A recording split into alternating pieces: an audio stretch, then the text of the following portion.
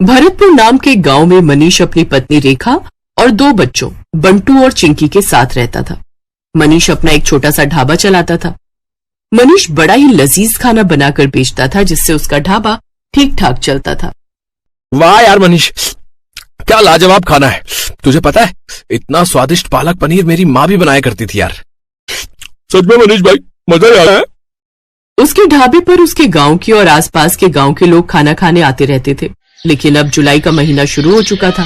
उसका ढाबा कच्चा बना हुआ था, जिस कारण बरसात के समय में वहां पानी टपकना शुरू हो जाता था और इसलिए बरसात में उसका धंधा मंदा पड़ जाता था। उसके ढाबे पर कम ग्राहक आने लगते हैं। बाहर बारिश जोरों पर थी। हे भगवान, पिछले 2 हफ्ते से बहुत ही कम ग्राहक आए हैं ढाबे पर। अगर ऐसे ही चलता रहा तो कैसे काम चलेगा। कहीं ऐसा ना हो कि फिर मुझे अपना ढाबा बंद करना पड़े। आप चिंता मत कीजिए जी, ऊपर वाला सब ठीक कर देगा। बारिश में लोगों को आने में थोड़ी दिक्कत तो होती ही है, ऊपर से ढाबे में पानी भी टपकता है, शायद इसलिए। अच्छा चलिए, आज मैं भी आपके साथ चलती हूँ ढाबे पर। वो दोनों ढाबे पर चले जाते हैं। उस रोज भी खाना बनाते हैं, लेकिन उस रोज भी बारिश के चलते कोई नहीं आता। लगता है आज भी ये सारा गरीबों में बांटना पड़ेगा। कोई ग्राहक नहीं आया। उस रोज भी वो सारा खाना गरीबों में बांट आते हैं। ऐसे ही दिन बीतते हैं। एक रोज आधी रात के समय गांव में तेज तूफान आता है और जोरों से बिजली कड़कती है और वो बिजली उसके ढाबे पर आकर गिरती है, जिससे उसका ढाबा जल जाता है। ये क्या हो गया रेखा? अब मैं क्या करूंगा? मेरी तो रोजी रोटी ही छिन गई। मेरी भी कुछ समझ में नहीं आ रहा जी, लेकिन आप ज्यादा टेंशन मत लीजिए, नहीं तो आपका बीपी बढ़ जाएगा। दिन पर दिन बारिश बढ़ती जा रही थी और मनीष उसी बारिश में काम ढूंढने निकलता है, लेकिन उसे कहीं भी काम नहीं मिलता। उल्टा सारा दिन बारिश में भीगने के कारण उसे सर्दी लग जाती है। अब जैसे तैसे वो अपने दिन काट रहे थे। फिर एक रोज रेखा का मुंह बोला भाई माधव उनके घर आता है। अरे जीजा जी, इतनी बारिश में रोज रोज काम ढूंढने निकलते हो, बेकार में परेशान होते हो। इससे तो अच्छा ये होगा कि आप मेरे साथ चलो और मेरी दुकान पर काम करो। वैसे भी मेरा आदमी अपने गांव गया हुआ है और मैं आपको महीने के आखिर में तनख्वाह दे दिया करूंगा। क्यों दे दी? ठीक कहा ना मैंने? हाँ, माधव बिल्कुल ठीक कह रहे जी। वैसे भी अपने पास और कोई काम तो है नहीं अब, तब तक यही काम कर लो आप। अच्छा ठीक है माधव, तुम कहते हो तो मैं यही कर लेता हूँ। वैसे भी घर खर्च तो चलाना ही है ना। अब मनीष माधव की दुकान पर काम करने लगता है। वो बिना 1 मिनट भी आराम किए सारा दिन मेहनत करता, अनाज की बोरियों को ट्रकों से उतारता और दुकान के अंदर का सारा काम संभालता। लेकिन जैसे ही महीना पूरा होने को आता है, तभी तनख्वाह देने के नाम पर वो टाल मटोली करने लगता है। तनख्वाह? कैसी तनख्वाह जीजा जी? ये तुम कैसी बातें कर रहे हो माधव? तुम्ही ने तो उस रोज रेखा के सामने कहा था कि महीने के आखिर में तुम मुझे तनख्वाह दोगे। नहीं नहीं, ऐसा कुछ नहीं है। आपको काम की जरूरत थी, मैं जानता हूँ, लेकिन मैं आपको यहाँ पर काम करने नहीं, मदद करने के लिए बुलाता था। और मदद करने के लिए भी कोई पैसे लेता है क्या? ये तुमने मेरे साथ ठीक नहीं किया माधव, मैं तुम्हें देख लूंगा। अरे जाओ जाओ, बड़े आए मुझे सबक सिखाने वाले। मनीष दुखी मन से घर आ जाता है। आ गए आप? आज तो महीने का आखिर है, आज तो आपको तनख्वाह भी मिल गई होगी। तो पापा, फिर तो आप कल ही मेरे स्कूल की फीस भर दीजिए। आपको पता है मेरी टीचर मुझे रोज रोज फीस के लिए टोकती है। ये सुनते ही मनीष की आंखों में आंसू आ जाते हैं। मेरा नसीब न जाने कैसा है रेखा, जो मेरे साथ कुछ भी अच्छा नहीं हो रहा। आप रो क्यों रहे हैं? ठीक से बताइए ना क्या बात है। फिर मनीष उसे सारी बात बताता है। हे राम, वो इतना बड़ा मक्कार निकलेगा मैंने कभी नहीं सोचा था। छी, उसे तो भाई कहते हुए भी शर्म आ रही है मुझे। फिर कुछ दिनों तक जैसे तैसे वो दूसरी जगह नौकरी की तलाश में जाता है। तब जाकर उसे एक बड़ी कोठी में ड्राइवर की नौकरी का काम मिल जाता है, जहां उसे महीने के 10,000 रुपए तनख्वाह के रूप में मिलते हैं। लेकिन उससे वो ड्राइवरी के अलावा अपने घर के काम भी लेते और इसी के सहारे अपना घर खर्च चलाता है। ऐसे ही एक शाम जब मनीष काम से घर लौट रहा होता है, तभी उसकी नजर सड़क किनारे गिरे हुए बच्चे पर जाती है, जो कि लगातार मदद की गुहार लगा रहा था। कोई मेरी मदद करो। ये तो किसी बच्चे की आवाज आ रही है। मनीष जल्दी से उसे पास के डॉक्टर के पास ले जाता है और उसका इलाज करवाता है। एक जमींदार का बेटा होने के बावजूद भी किसी ने मेरी जान नहीं बचाई, क्योंकि शायद कोई भी रोड एक्सीडेंट के लफड़े में नहीं पड़ना चाहता। लेकिन आपने बिना कुछ सोचे समझे मेरी जान बचाई। आपका बहुत बहुत धन्यवाद मनीष काका। अरे इसमें धन्यवाद कैसा? तेरी जगह अगर मेरा बेटा होता तो क्या मैं उसकी जान नहीं बचाता? उधर जैसे ये बात जमींदार को पता चली, वो दौड़ा दौड़ा आया और उसने वीरेन को गले से लगा लिया। तेरा बहुत बहुत शुक्रिया मनीष।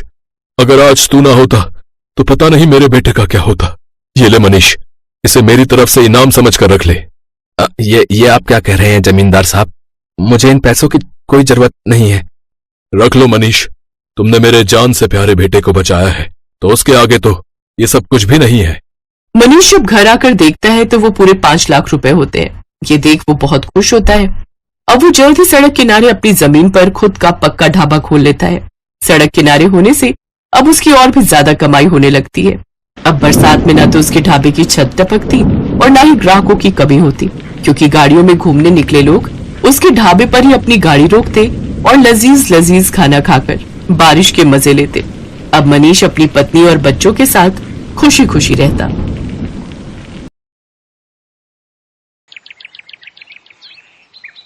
बेलापुर गांव में आत्माराम और उसकी पत्नी गायत्री रहते थे। गायत्री चाय की बड़ी ही शौकीन थी।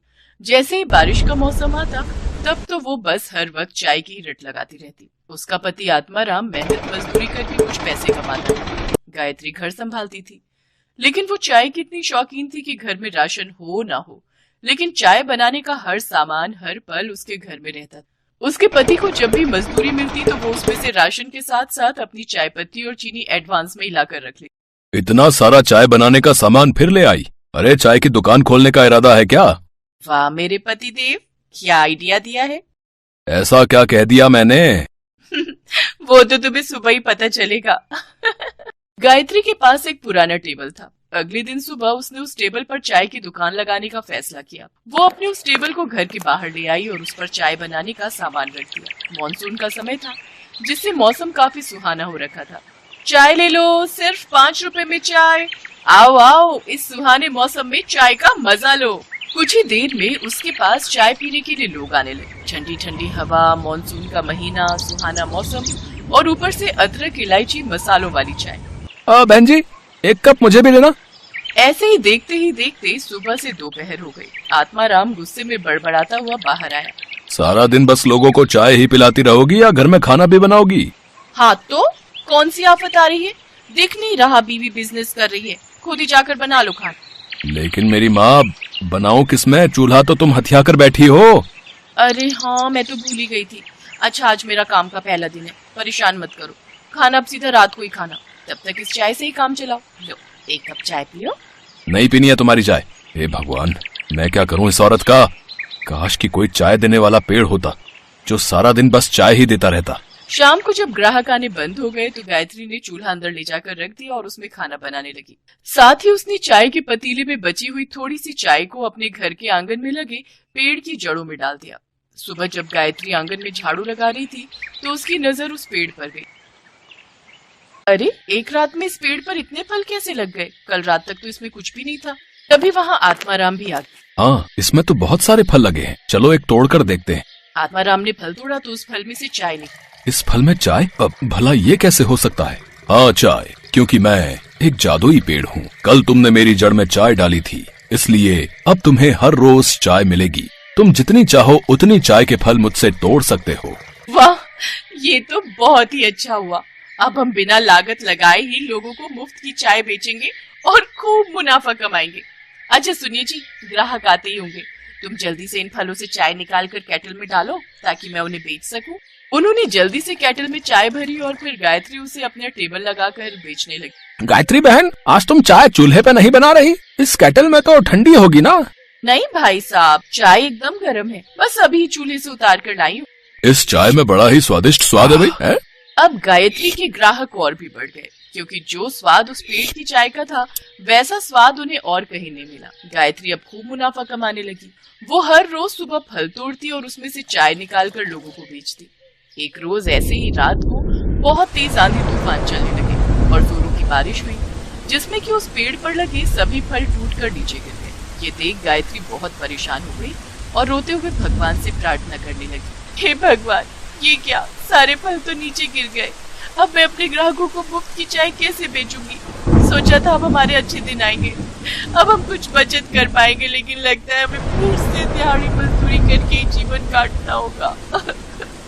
इसके बाद गायत्री उदास होकर दरवाजे पर ही बैठ गई और उसकी वहीं आंख लग गई। लेकिन अगली सुबह जब उसकी आंख खुली तो उसने देखा कि वो पेड़ फिर से पूरी तरह चाय के फलों से भरा पड़ा है। ये चमत्कार देख गायत्री और आत्माराम बहुत खुश हुए। फिर बारिश के मौसम में भी गायत्री तिरपाल लगाकर चाय बेचने लगी। अब तो भरी बारिश में भी लोग उनके यहाँ चाय का स्वाद चखने जरूर आते। उन्हें उस पेड़ की चाय की लत जो लग गई थी। आत्माराम ने भी अब मजदूरी छोड़ दी और वो भी अब अपनी पत्नी का हाथ बटाने लगा। उन्हें अब बिना लागत के चाय बेचकर खूब मुनाफा होने लगा और अब उनकी गरीबी के दिन दूर होते गए।